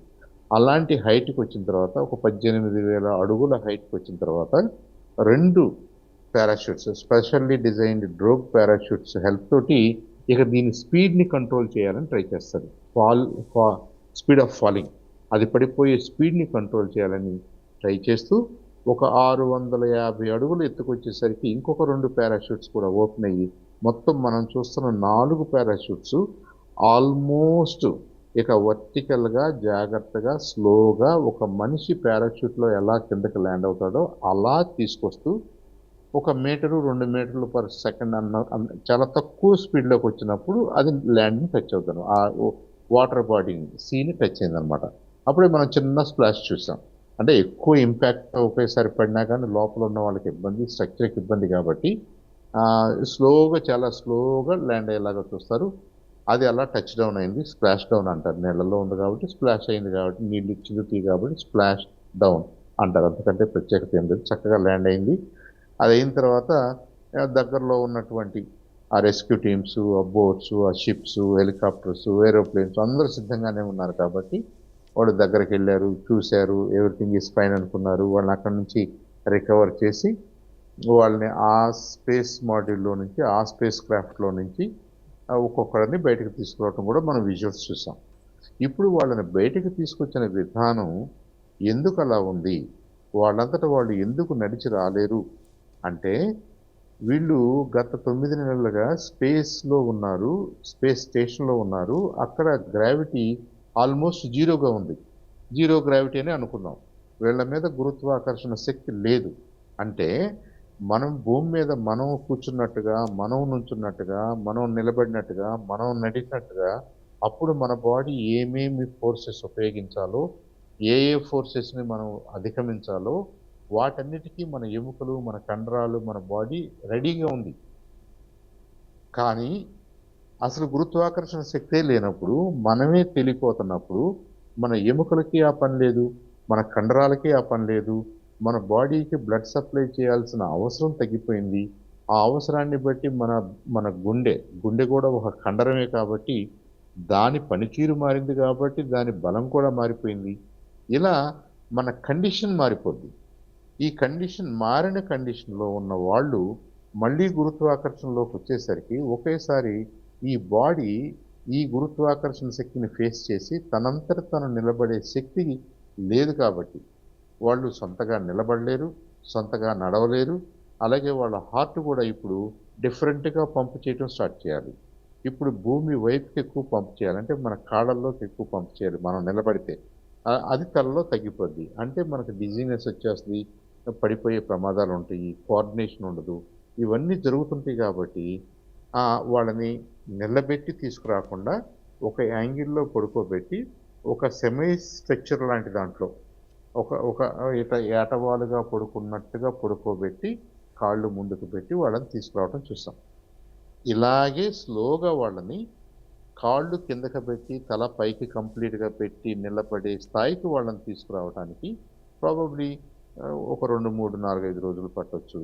వాళ్ళకి ఆ స్ట్రెంత్, వాళ్ళలో ఆ మజిల్ లాస్ ఏదైతే ఉందో అది కొంత రికవర్ అవ్వటానికి, అలాగే బోన్స్ ఇంకొద్దిగా బలంగా తయారవ్వటానికి, వాళ్ళ హార్ట్ ఇంకొద్దిగా బలంగా తయారవ్వటానికి, ఇదంతా మానిటర్ చేస్తూ వాళ్ళని జాగ్రత్తగా కాపాడాలి కాబట్టి, జాగ్రత్తగా రిహాబిలిటేట్ చేయాలి కాబట్టి, ఇది ఒక వారం పట్టుద్దా, 2 వారాలు పట్టుద్దా, 3 వారాలు పట్టుద్దా, టైం పట్టొచ్చు. Every individual is different. కానీ వీళ్ళల్లో జనరల్‌గా జరిగే మార్పులు, వీళ్ళ హెల్త్ మీద జనరల్‌గా ఉండే ఇంపాక్టు, ఇదంతా కూడా మనకి గతంలో మనం చాలా సార్లు చూసాము, చాలా సార్లు నేర్చుకున్నాము. చాలామంది డిఫరెంట్ పర్సన్స్ 250 మంది పైచిలుకు యాస్ట్రోనాట్స్ ఇంతవరకు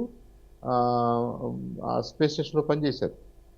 సో వాళ్ళందరి బాడీలో, వాళ్ళందరి హెల్త్‌లో వచ్చినటువంటి ఆ చిన్న చిన్న మార్పుల్ని నాసా ఆల్రెడీ స్టడీ చేసి రికార్డ్ చేసుకుంది.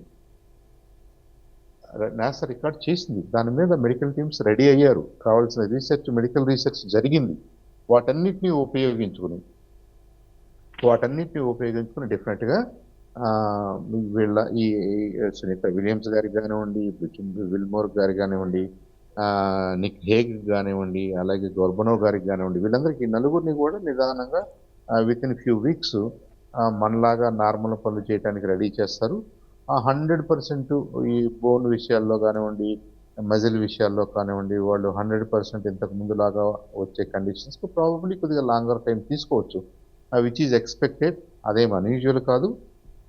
అది ఆ ఎక్స్‌పెక్టేషన్ తోటే వాళ్ళంతా ఉంటారు. వాళ్ళందరూ దానికే ప్రిపేర్ అయ్యారు. దానికే ట్రైన్ అయ్యారు కాబట్టి ఇక నుంచి మనం ఆందోళన చెందాల్సిన అవసరాలైతే ఏమీ లేవు. All critical phases are successfully overcome. ఆ ఫేజెస్ అన్నీ సక్సెస్‌ఫుల్‌గా కంప్లీట్ అయినాయి. సక్సెస్‌ఫుల్‌గా ల్యాండ్ అయ్యారు. సక్సెస్‌ఫుల్‌గా రికవర్ చేయగలిగాం.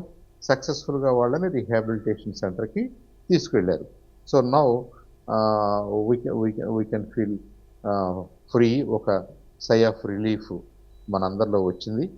మరి ఎస్పెషల్లీ మన భారతదేశంలో విలియమ్స్ గారు, సునీత విలియమ్స్ గారు మన ఆడపడుచు అనే భావంతోటి మరి 140 కోట్ల మంది మనవాళ్ళందరూ ఎంతో ఆదుర్దాగా, ఎంతో ఉత్కంఠతోటి ఈ మొత్తం ఎపిసోడ్ ఈ 9 months చూశారు. ఆమె సేఫ్‌గా ఉండాలని ప్రే చేశారు, కోరుకున్నారు. ప్రతిరోజు ఆ విషయాన్ని తెలుసుకున్నారు. ఇలాంటి మేజర్ ఎక్స్పెరిమెంట్స్ మనలో కూడా చాలా చైతన్యాన్ని, సైంటిఫిక్ నాలెడ్జ్‌ని పెంచడానికి ఉపయోగపడతాయి కాబట్టి ఇవన్నీ జరిగినాయి. To celebrate the successful long expedition ఇక్కడ పవన్ కళ్యాణ్ గారు అభినందన తెలిపారు నాసాకి, స్పేస్ ఎక్స్‌కి, అలాగే టీమ్ ఆఫ్ ఆస్ట్రోనాట్స్‌కి, ఎస్పెషల్లీ సునీత విలియమ్స్‌కి గారికి, అలాగే మన ప్రధానమంత్రి గారైతే ఇంకొక స్టెప్ ముందు కేసేసి వాళ్ళని కంగ్రాచులేట్ చేయడమే కాకుండా సునీత విలియమ్స్ గారిని భారతదేశానికి రావాలని ఈ ఇన్వైటెడ్ అఫీషియల్లీ. భారతదేశం అఫీషియల్‌గా సునీత విలియమ్స్ గారిని భారతదేశానికి అఫీషియల్ విజిట్‌లో ఇన్వైట్ చేసింది. వస్తే మన యువతకు కానీ మనందరూ కూడా ఆ ఇన్స్పిరేషను, ఆ motivation, next generation of astronauts తయారవటానికి, స్పేస్ సైంటిస్ట్ తయారవటానికి ఎంతో ఉపయోగకరంగా ఉంటుంది. కాబట్టి అలాంటి ఇంపార్టెంట్ పర్సనాలిటీస్ అచీవర్స్ని మనం ఎప్పుడు కూడా ఇన్వైట్ చేసుకోవాలి. Any astronaut is equally important. కాకపోతే మనకున్నటువంటి ఆ ఎక్స్ట్రా బాండ్ విలియమ్స్ గారు వస్తే, ఆమె ముందు వస్తే బాగుంటుంది అని మనం కోరుకుంటున్నాం. తప్పేమీ కాదు. అండ్ వీ హ్యావ్ ఇన్వైటెడ్ చాలామంది ఆస్ట్రోనాట్స్ని అటు రష్యా సైడ్ నుంచి, అమెరికా సైడ్ నుంచి చాలామంది ఆస్ట్రోనాట్స్ గతంలో కూడా మన ఇండియాకి మనం ఇన్వైట్ చేసుకున్నాం, వచ్చారు. కాబట్టి దాంట్లో భాగంగానే ఆ ట్రెడిషన్లో భాగంగానే సునీత విలియమ్స్ గారిని కూడా భారతదేశం ఇన్వైట్ చేయడం జరిగింది. ప్రధానమంత్రి గారు నరేంద్ర మోడీ గారు ఇన్వైట్ చేయడం జరిగింది. ఐ హోప్ ఆమె నార్మల్గా వచ్చిన తర్వాత ఫ్యూ మంత్స్లో ఆమెకున్న అవకాశాన్ని బట్టి, ఆమెకున్న స్కెడ్యూల్స్ని బట్టి భారతదేశం రావాలని కూడా మనస్ఫూర్తిగా కోరుకున్నాం. వస్తే బాగుంటుంది. మనందరూ కూడా it will be a moment to celebrate once again. Okay, right. Thank you అండి చందు సాంబశివరావు గారు, మంచి ఇన్ఫర్మేషన్ ఇచ్చినందుకు. మనతో పాటు మరొక గెస్ట్ కూడా జాయిన్ అవుతున్నారు, డాక్టర్ నీలేష్ గారు. గుడ్ మార్నింగ్ అండి. గుడ్ మార్నింగ్ అండి. Hope I'm audible. ఓకే, ఈరోజు ఎప్పటి నుంచో ఎదురు చూస్తున్న సునీత విలియమ్స్ నాసాకి సంబంధించి వాళ్ళు ఎప్పటి నుంచి అంతరిక్షం నుంచి వస్తారా అని చెప్పి ఎదురు చూస్తారు, ఎట్టకేలకి వచ్చారు. సో ఎస్పెషల్లీ ఇప్పుడు అందరికీ ఉత్పన్నమవుతున్న ఒక క్వశ్చన్ ఏంటంటే వాళ్ళ హెల్త్కి సంబంధించి ఎలాంటి హెల్త్ ఇష్యూస్ అయ్యే అవకాశం ఉంది అంటే 9 months ఆల్మోస్ట్ వాళ్ళు నడవడం కూడా లేని పరిస్థితిలో ఉన్నారు. కాబట్టి ఇప్పుడు ఎలాంటి పరిస్థితిని ఎదుర్కొనే అవకాశం ఉందని చాలామంది ఊహిస్తూ ఉన్నారు. దానికి సంబంధించి ఎలా ఉండే పరిస్థితి ఉంది, వాళ్ళ ఆరోగ్య సమస్యలు ఎలాంటి సమస్యలు తలెత్తే అవకాశం ఉంది అసలు? ముందుగా బీఆర్కే ప్రేక్షకులందరికీ నమస్కారం అండి. సో దీనికన్నా ముందు మనం ఆన్సర్ చేయడానికి ముందు మైక్రోగ్రావిటీలో మన హ్యూమన్ బాడీ మీద ఎలాంటి ప్రభావితమైన చేంజెస్ ఉంటాయో ఒకసారి తెలుసుకుందాం. So muscular weakness and atrophy అనేది జరగచ్చండి. ఇది 30 to 40% of the muscle loss జరుగుతుందండి. మేజర్గా కాళ్ళలోనూ వెనక భాగంలో ఎక్కువ ఉంటుందండి. అలాగే స్పేస్ ఆస్టియోపోరోసిస్. సో ప్రతి నెల 1 to 2% of the bone density అనేది తగ్గడం జరుగుతుందండి వాళ్ళకి. అలాగే విజన్ ప్రాబ్లమ్స్ అనగా SANS, space flight associated neuro ocular syndrome. దీనివల్ల ఏమవుతుందంటే మన బాడీలో ఉన్న ఫ్లూయిడ్స్ అనేది మన ఎర్త్ మీద ఉన్నంతసేపు కాళ్ళల్లోనూ మన శరీరం మొత్తం ఈక్వల్గా డిస్ట్రిబ్యూట్ అయ్యి ఉంటుందండి. సో మనం ఎప్పుడైతే మైక్రోగ్రావిటీ ఎన్వైరన్మెంట్లోకి వెళ్ళామో అప్పుడు గ్రావిటీ లేకపోవడం వల్ల సో బ్లడ్ అనేది ఎక్కువగా తల భాగంలోను ఛాతి భాగంలో చేరడం జరుగుతుంది. సో దీనివల్ల ఏమవుతుందంటే ఫ్లూయిడ్ షిఫ్ట్ అనేది ఒకటి జరుగుతుందండి. సో ఈ ఫ్లూయిడ్ షిఫ్ట్ వల్ల మన గుండెకి సంబంధించిన సమస్యలు, ఆ తర్వాత కంటి చూపుకి సంబంధించిన సమస్యలు, ఆప్టికల్ న్యూరల్ సంబంధించిన సమస్యలు, ఇలాంటివన్నీ జరగడానికి ఆస్కారం ఉంటుందండి. దీంతో పాటే వీళ్ళు అబ్జర్వ్ చేసింది ఏంటంటే తెల్ల కణాల్లో TH2 సెల్స్ అని ఇమ్యూనిటీ సెల్స్ కొన్ని ఉంటాయండి. ఇవి మైక్రోగ్రావిటీ ఎన్వైరన్మెంట్లో కొంచెం పనితీరు తగ్గడం వల్ల సో వీళ్ళు ఒకసారి కిందకి మళ్ళీ వెనక్కి రావడం జరిగిన తర్వాత వీళ్ళకి ఎక్కువ ఇన్ఫెక్షన్స్ రావడానికి ఆస్కారం కూడా ఎక్కువ ఉంటుంది. అలాగే ఈ రేడియేషన్ ఎక్స్పోజర్ వల్ల క్యాన్సర్ ఎక్కువ వచ్చే అవకాశం ఉండొచ్చు. అలాగే post radiation lung injury, post radiation lung fibrosis, interstitial fibrosis ఇలాంటివి కూడా రావడానికి అవకాశం ఉంటుందండి. వీటితో పాటే వారు స్పేస్లో ఉన్నప్పుడు వాళ్ళకి సైకలాజికల్గాను నిద్రకి సంబంధించిన సమస్యలు అనేవి తలెత్తుతాయండి. సో ఇవి ఐసోలేషన్, వాళ్ళు ఎక్కువ మంది లేకుండా తక్కువ మందితో ఉండడం వల్ల ఐసోలేషన్ సిక్నెస్ ఒకటి, స్ట్రెస్ ఒకటి, స్లీప్ సైకిల్ డిస్టర్బెన్సెస్ అనేవి బాగా జరుగుతాయండి. అయితే దీన్ని కాంట్రాక్ట్ చేయడానికి నాసా వాళ్ళు ఒక రిగరస్ ప్రోగ్రామ్ అనేది పెట్టారండి.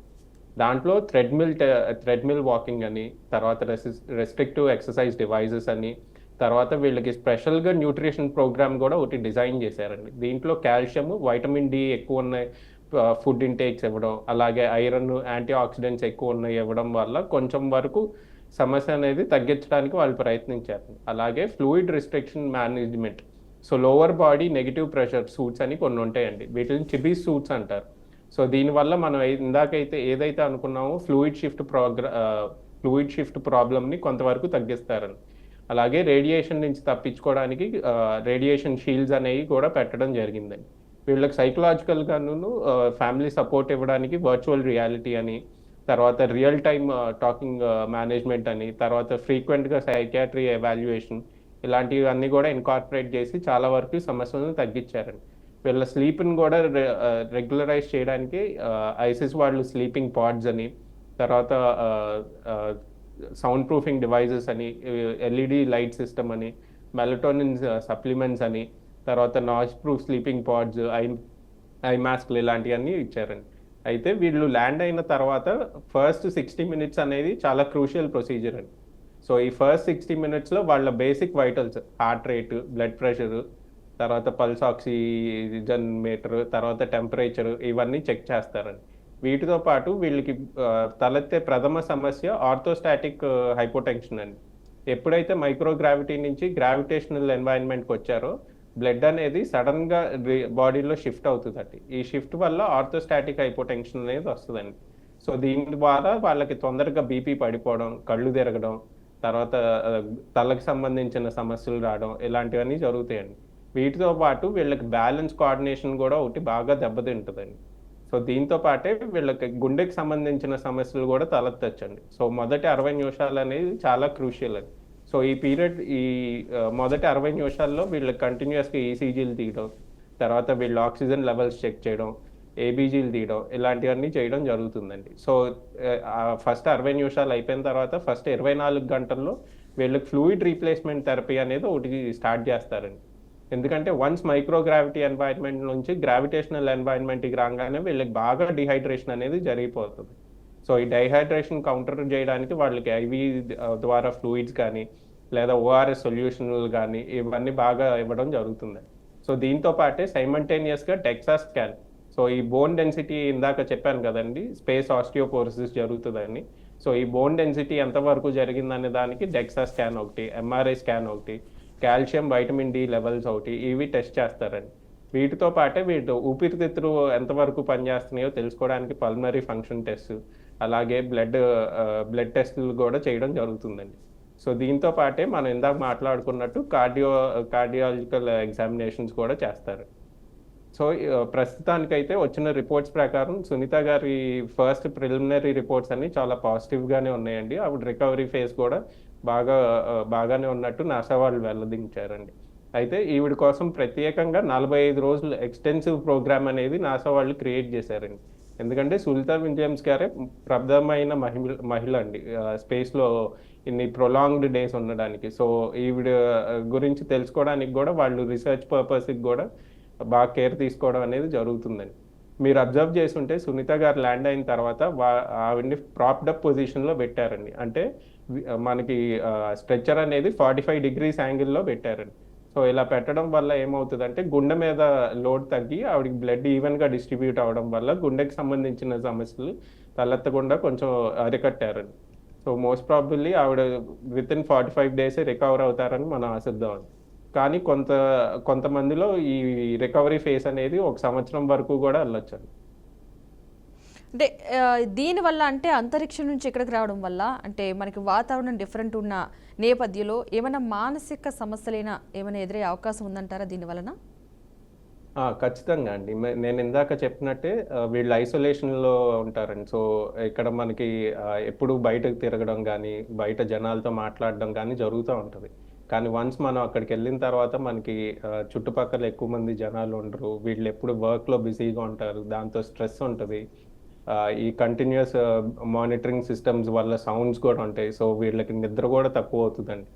రోజుకి 16 సార్లు సూర్యోదయం, సూర్యాస్తమం జరుగుతాయండి స్పేస్ స్టేషన్లో. సో వీళ్ళకి దాన్ని కౌంటర్ చేయడానికే నాసా వాళ్ళు ఇప్పుడు కొత్తగా వర్చువల్ రియాలిటీ అని, తర్వాత real life time talking assessment అని, తర్వాత సైకలాజికల్ సపోర్ట్ అని, ఇలాంటి ప్రోగ్రామ్స్ అన్ని ఇన్కార్పొరేట్ చేశారండి. అంటే వాళ్ళ ఏజ్ కూడా ఒక ప్రభావం చూపే అవకాశం లేదంటారా? ఎందుకంటే నార్మల్గా ఒక చిన్న మిడిల్ ఏజ్లో ఉన్నది వేరు, ఇప్పుడు కాస్త వాళ్ళ ఏజ్ ఎక్కువ కాబట్టి సో ఏమన్నా ప్రాబ్లం అయ్యే అవకాశం ఉందంటారా? ఆ ఏజ్ ప్రభావం ఎంతవరకు ఉండే అవకాశం ఉందనుకోవచ్చు? సో దీని గురించే నాసా వాళ్ళు 2015లో ఒక ట్విన్ స్టడీ అని చెప్పి ఒకటి రిలీజ్ చేశారండి. స్కాట్ కెల్లీను వాళ్ళ బ్రదర్ మ్యాట్ కెల్లీ అని ఇద్దరు ట్విన్ బ్రదర్స్ ఉన్నారండి. సో స్కాట్ కెల్లీ గారిని వీళ్ళు స్పేస్ స్టేషన్లో 340 రోజులు ఉంచారండి 2015 నుంచి 2016 పీరియడ్లో. సో ఆయనలో ఉన్న చేంజెస్ ఏంటి, తర్వాత ఈ కింద ఉన్న మ్యాట్ కెల్లీ గారిలో ఉన్న చేంజెస్ ఏంటి అనేది అబ్జర్వ్ చేశారండి. సో ఈ స్టడీ చేసినప్పుడు వాళ్ళు అబ్జర్వ్ చేసింది ఏంటంటే ఎవరైతే స్పేస్కి వెళ్ళారో వాళ్ళల్లో ఉన్న జెనెటిక్ను ఇమ్యూన్ సిస్టంలో ఉన్న కొన్ని మార్పులు జరిగినట్టు అబ్జర్వ్ చేశారండి. సో ఖచ్చితంగా ఏజింగ్ ప్రాసెస్ అనేది కొంచెం డిఫర్ అవుతుందండి compare to space and then earth. కానీ సునీత విలియమ్స్ గారు ఫీమేల్ అవడం వల్ల ఆవిడ బాడీని ఎలా ఎఫెక్ట్ చేసింది ఈ లాంగ్ స్టే అనేది ఇంకా దాని మీద కరెక్ట్ డేటా లేదండి. ఎందుకంటే ఎక్కువ మంది స్పేస్లో అన్ని రోజులు గడపలేదండి సునీత గారు గడిపిన రోజులు. సో దీని మీద ఇంకా ఫర్దర్ ఎవాల్యుయేషన్, తర్వాత ఫర్దర్ డిస్కషన్స్ ఇవన్నీ నాసా వాళ్ళు మనకి రిలీజ్ చేస్తే ఇంకా బెటర్ ఐడియా వస్తుంది. అంటే భవిష్యత్తులో అంతరిక్షంలో ప్రయాణించే వ్యక్తులు ఆరోగ్యాన్ని మెరుగుపరచడానికి ఏమైనా కొత్త వైద్య పద్ధతులు ఉండే అవకాశం ఉందంటారు ఇంకా కొత్తగా? ఎస్ అండి, ఆల్రెడీ రీసెర్చ్ జరుగుతుందండి. మార్స్ ప్రోగ్రామ్ కోసం అని చెప్పి వీళ్ళు ఆర్టిఫిషియల్ గ్రావిటీ ఒకటి చేయడానికి బాగా ప్రయత్నిస్తారండి. సో దీంట్లో ఆర్టిఫిషియల్ గ్రావిటీ కనుక మనం క్రియేట్ చేయగలిగితే ఈ muscle and then bone density loss ఏదైతే ఉందో దాన్ని ప్రివెంట్ చేయొచ్చండి. అలాగే రేడియేషన్ ప్రొటెక్షన్కి కూడా అడ్వాన్స్డ్ ఫీచర్స్ అనేవి, తర్వాత అడ్వాన్స్డ్ రేడియేషన్ ప్రొటెక్షన్ సూట్స్ ఇవి కూడా తయారు చేస్తున్నారండి. అలాగే వీళ్ళ న్యూట్రిషన్ ఇంప్రూవ్ చేయడానికి కూడా మనం ఇందాక సార్ గారు చెప్పినట్టు స్పేస్ స్టేషన్లోనే కొంచెం వెజిటేబుల్స్ కానీ ఫ్రూట్స్ కానీ గ్రో చేయగలమా అని చెప్పి కూడా రీసెర్చ్ చేస్తున్నారండి. అలాగే వీళ్ళ మెంటల్ స్టేటస్ని ఇంప్రూవ్ చేయడానికి కూడా విఆర్ థెరపీని, ఆల్రెడీ ఇంట్రడ్యూస్ చేసిన విఆర్ థెరపీని ఇంకా స్ట్రెంథెన్ చేయడం, తర్వాత స్ట్రక్చర్డ్ షెడ్యూల్స్ పెట్టడం వల్ల వీళ్ళు కొంచెం వరకు వెసులుబాటు కల్పిస్తున్నారండి. దీంతో పాటు ఇంకా కొత్తగా హైబర్నేషన్ స్లీప్ టెక్నిక్స్, సో వీళ్ళని కృత్రిమంగా నిద్రలో ఉంచే టెక్నిక్స్ కూడా అండర్ స్టడీ జరుగుతున్నాయండి. అంటే యాక్చువల్గా అంటే స్పేస్లో ఒక 6 నెలలకి మించి ఉంటే కనుక, అంటే ఆల్మోస్ట్ వీళ్ళు 9 నెలలు ఉన్నారు కాబట్టి ఇంకా ఎలాంటి ప్రభావం చూపించే అవకాశం ఉంది? భవిష్యత్తులో ఇలా వెళ్ళాలి అనుకునే వరకు ముందుగానే ఇప్పటి నుంచి అంటే ప్రిపేర్ అవ్వడానికి ఎలాంటి అవకాశాలు ఉన్నాయి? అంటే మన ఫస్ట్ ఆఫ్ ఆల్ మానసికంగా ప్రిపేర్ అవ్వాలి, ఆరోగ్యపరంగా కూడా చాలా ప్రిపరేషన్ అవసరం ఎంత ఉంటుంది కాబట్టి. నాసా వారు ప్రిపరేటరీ ఫేజ్ అని చెప్పి ఒకటి ఇంట్రడ్యూస్ చేశారండి. సో జనరల్గా ఎవరినైనా ఆస్ట్రోనాట్ని స్పేస్కి పంపించే ముందు వాళ్ళకి కరెక్ట్ ట్రైనింగ్ ఇవ్వడం, లేదా సైకలాజికల్ సపోర్ట్ ఇవ్వడం, బ్లడ్ టెస్ట్లు ఇవ్వడం, వాళ్ళకి కొంచెం వరకు ఆ ఎన్వైరన్మెంట్కి అడాప్ట్ చేయడం, ఆ తర్వాత ఇలాంటి ప్రోగ్రామ్స్ అన్నీ చేస్తూ ఉంటారండి. సో దీనివల్ల మ్యాక్సిమం కొంచెం ఈ సైడ్ ఎఫెక్ట్స్ ఇవన్నీ తగ్గించడానికి ప్రయత్నిస్తున్నారు. అంటే యాక్చువల్గా ఏంటంటే మామూలుగా ఆరోగ్య పరిస్థితి వెళ్ళిన వాళ్ళకి దాన్ని బట్టి ఒక కొత్త ప్రయోగాలు అనుకోవచ్చా? ఒక 9 months వాళ్ళు అంతరిక్షంలో ఉన్నారు కాబట్టి ఇప్పుడు భూమి మీద ఉన్నదానికి అంతరిక్షంలో ఉన్నదానికి వేరియేషన్ ఉంటుంది. సో కొత్తగా అంటే అక్కడ ఉన్నప్పుడు ఎలాంటి ఆరోగ్య పరిస్థితి ఉంటుంది, ఇన్ కేస్ అలా వచ్చిన తర్వాత వాళ్ళు తొందరగా రికవరీ చేయడానికి ఎలాంటి ప్రికాషన్స్ తీసుకోవచ్చు, ఎలాంటి జాగ్రత్తలు తీసుకోవచ్చు అనే దానికి ఇది ఒక బెస్ట్ ఎగ్జాంపుల్గా ఫ్యూచర్లో ఉండే అవకాశం ఉందనుకోవచ్చు అంటారా? ఫ్యూచర్లో ఇది ఒక బెంచ్ మార్క్ స్టడీ అవుతుందండి సునీత గారి కేసు. ఎందుకంటే మనకి ఇప్పుడు దాకా ఫీమేల్స్లో ఎవరు ఇన్ని రోజులు అయితే గడపలేదండి. సో వారి హార్మోన్స్ ఎలా చేంజ్ అవుతున్నాయి, లేదా మనం స్పేస్లోనే ఉన్న ఫర్టిలిటీ ఇష్యూస్ ఏమన్నా వస్తాయా, లేదా స్పేస్లో పిల్లలు కనడానికి అవకాశం ఏమన్నా ఉంటుందా? సో ఇలాంటి దృష్టిలో కూడా నాసా వాళ్ళు పరిశోధన చేస్తున్నారండి. డేటా ఇంకా రావాల్సింది. Okay, right. థ్యాంక్ యూ అండి. మొత్తంగా మంచి వివరణ అయితే అందించారు. స్పేస్ ఎక్స్కు చెందిన క్రూ డ్రాగన్ ఫ్రీడమ్ వారిని సురక్షితంగా అయితే మొత్తానికి భూమికి అయితే తీసుకొచ్చింది. సునీత విల్మోర్లతో పాటు నాసాకు చెందిన కమాండర్ నిక్ హెగ్, రష్యా వ్యోమగామి అలెగ్జాండర్ గోర్బ్నోవ్ కూడా ఐఎస్ఎస్ నుంచి ఇదే వ్యోమనౌకలో పొడిమికి చేరుకోవడం జరిగింది. మొత్తంగా అంతకుముందు ఐఎస్ఎస్ నుంచి భూమికి వీరి ప్రయాణం నిర్దేశిత పారామితులకైతే అనుగుణంగా సాఫీకైతే సాగింది. కేవలం 8 రోజుల యాత్ర కోసం గత ఏడాది జూన్ 5న ఐఎస్ఎస్కు సునీత విల్మోర్ కూడా వెళ్ళడం జరిగింది. చివరికి ఏకంగా 286 రోజులు అక్కడే గడపాల్సిన పరిస్థితి వచ్చింది. ఇక పొడిమికి తిరిగి బయలుదేరే ముందు ఐఎస్ఎస్లోని వ్యోమగాములకు సునీత విల్మోర్, నిక్ హెగ్, గోర్బ్నోవ్ వీడ్కోలు పలికారు. అంతా కలిసి ఫోటోలు కూడా తీసుకోవడం జరిగింది.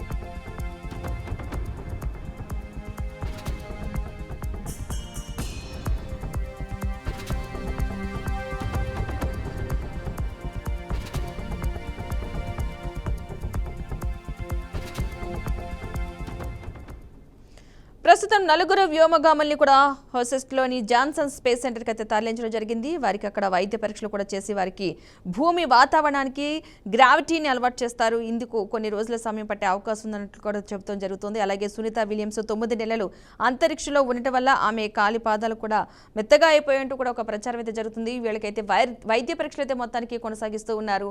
వీరు భూమి వాతావరణానికి అలవాటు పడే విధంగా అక్కడ పరీక్షలు చేస్తున్నట్టుగా తెలుస్తోంది.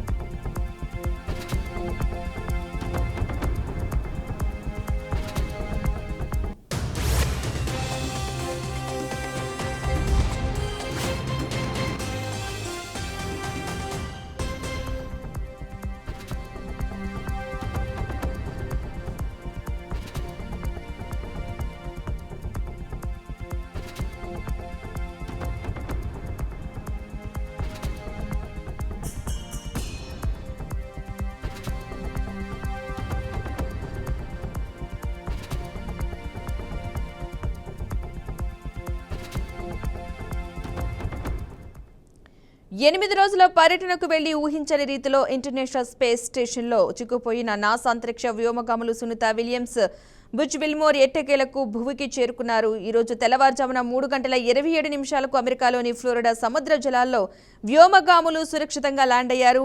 Space X crew Dragon capsules Freedom వారిద్దరిని సురక్షితంగా భూ వాతావరణంలోకి తీసుకొచ్చి ల్యాండ్ చేసింది.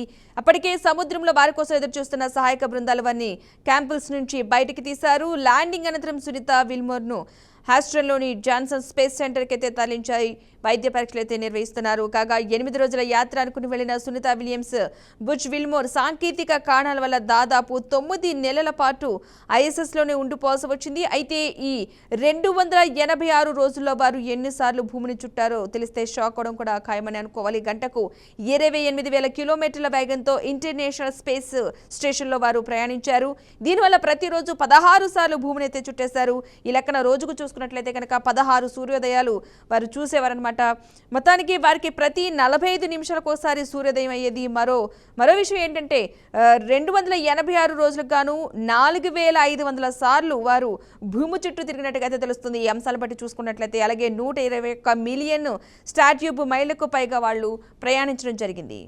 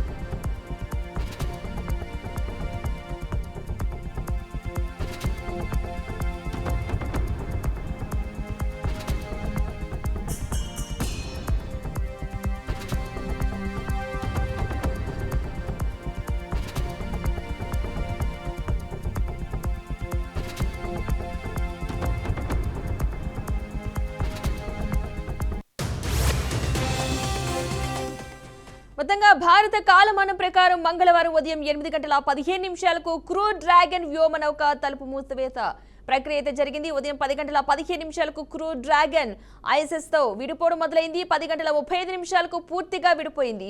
భూమి దిశగా 17 గంటల ప్రయాణాన్ని మొదలుపెట్టింది. ఇందుకోసం పలుమార్లు రాకెట్ ప్రజ్వలన విన్యాసాలు చేపట్టింది. ఆ వెంటనే భూమిపై ల్యాండింగ్ ప్రదేశం దిశగా క్రూ డ్రాగన్ ముందు భాగంలోని 4 డ్రాకో ఇంజిన్ల ప్రజ్వలన మొదలైంది. 7.5 నిమిషాల పాటు ఈ ప్రక్రియ అయితే కొనసాగింది. తర్వాత భూ వాతావరణంలోకి ప్రవేశం కోసం కోన్ భాగాన్ని వ్యోమనౌక మూసివేసింది. రీ ఎంట్రీ సమయంలో తలెత్తే తీవ్ర స్థాయి వేడి నుంచి వ్యోమగాములను సురక్షితంగా ఉంచే వ్యవస్థ అయితే ఆన్ అయింది.